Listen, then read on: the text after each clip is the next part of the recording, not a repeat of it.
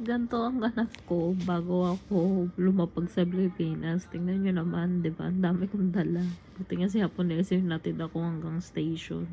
Tingnan nyo, ginawa niya pong paraan niya, no? Yung painting, dinala ko na kasi hindi kasya sa balikbayan box. So, ayan, mega tulong siya bago siya pumasok sa work. O, diba? Galing sa mga basura yan. Pero napakahalaga para sa akin for today's videos.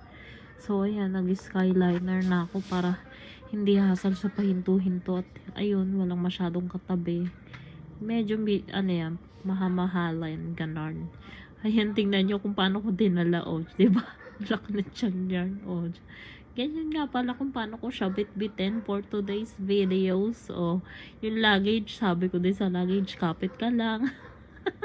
Ang hirap mag-isa. Kasi nga, ang daming bit-bit. Makulit kasi si Haponeso din. Nagdagan pa yung bag